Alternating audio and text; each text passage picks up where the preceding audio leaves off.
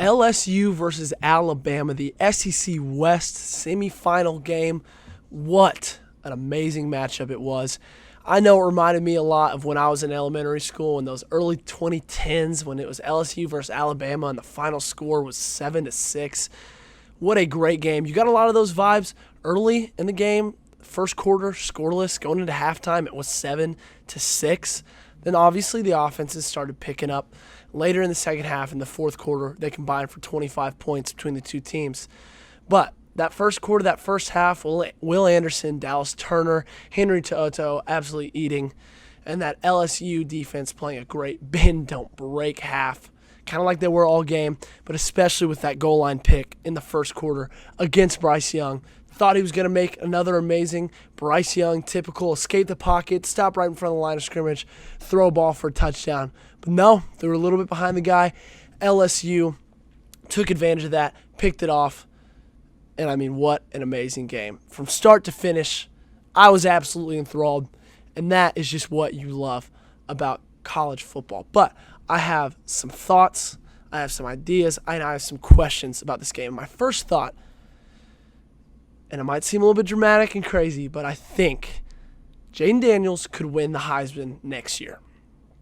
I know, it's crazy. It might be a bit of an overreaction, but just look at the kid. Look at him with the ball in his hands. When he runs the football, he reminds me of all the great dual threat quarterbacks and also Heisman winners, right? Johnny Football, Cam Newton, Lamar Jackson. His ability to not just escape the pocket with his legs, right? Because good quarterbacks can do that. A lot of quarterbacks can do that. But then he turns those broken down pockets into huge gains. We saw him do it at the biggest point of the game 2 nights ago in the end of the fourth quarter. This guy is a dog with the ball in his hands. Runs the ball beautifully, so gracefully. We said it before. We said it when we were talking about the Ole Miss game. But if he can just improve on his passing efficiency. Now, I'm not saying it's terrible. I'm not saying he's the worst passer in the SEC or in college football. That pass to Mason Taylor at the end of the game, the back left corner of the end zone, was beautiful. Perfectly placed and a great catch as well.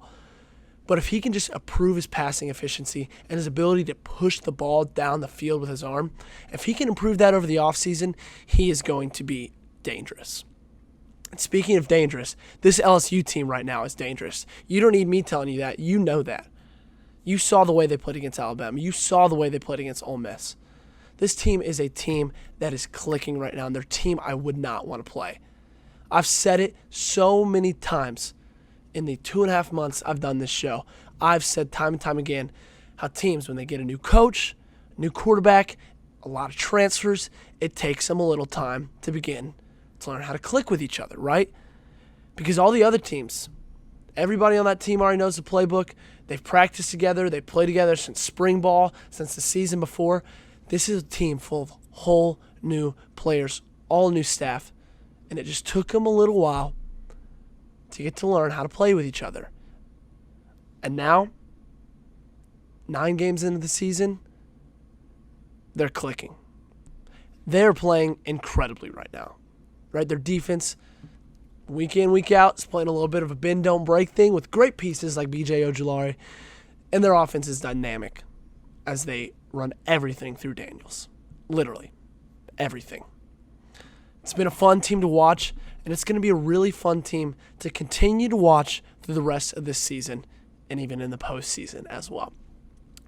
Now, my last thought, idea, it's more of a question, is do you think Bama's done? And I'm not talking about this season, but I'm talking about as a dynasty. What do you think?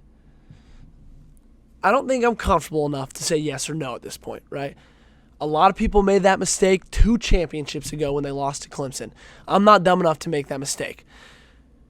And I think that this is going to be a very different team next year. On the coaching staff side, I'd be very surprised to see Bill O'Brien still here. So I think Nick Saban's going to make some changes.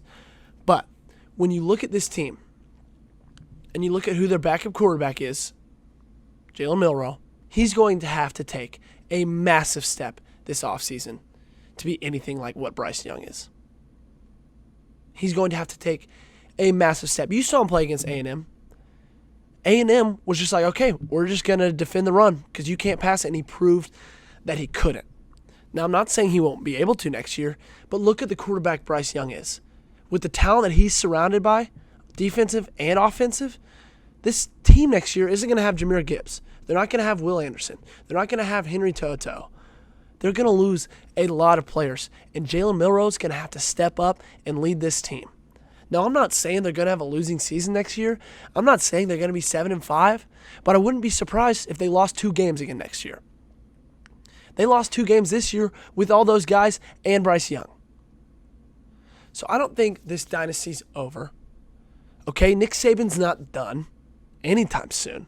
He's still the greatest ever. But in my opinion, I wouldn't be surprised if it was a very similar season to this year. If they ended 2nd in the West, 3rd or 4th overall in the conference. And I know a lot of people are saying, I'd take that, but it's Bama. So it's a big deal. It really is. But I just personally don't think that Milroe can take the leap that's needed of him this offseason to lead this team that they're going to have next year to anything incredible. That's my personal opinion. Now, obviously, it's going to play out. They could get transfers in. They probably will get transfers in this offseason. They're probably going to be just fine. It's Nick Saban. He knows what he's doing. But that's just my thought. That's my opinion. And it's going to be really interesting to see how it plays out for the Crimson Tide this offseason and what their team looks like next year. But what a game. What a game. What a call by Brian Kelly at the end of the game to go for 2 on that last play. I love that. Brian Kelly knew that his team probably wasn't as talented, probably didn't have the same caliber of players that Alabama does, because no team does, maybe Georgia. But he knew that Alabama, if this game went into 2, 3, 4 overtimes, that Alabama was going to do what Alabama does the majority of the time. He knew that they were going to figure out a way to win that game. So he didn't even let that happen. He didn't even give them the opportunity. He said, I'm going to call game right now, and he did. And Mason Taylor, the freshman, again, with another huge reception on that 2-point conversion. I think Brian Kelly learned from what Jimbo Fisher did when he played Alabama, and they did that last goal line play with a little 4-yard comeback route against man-to-man. Brian Kelly saw that. He said, no, we're not going to do that. We're going to roll Daniels out. We're going to motion before. We're going to make them scared that our quarterback's going to run it. And it worked. It worked. And they won the game because of it. And I love that decision. I think it was perfect, and it played out perfect. And I think that Brian Kelly is proving haters, myself included, he's proven all of us wrong. Maybe he is the perfect fit at LSU.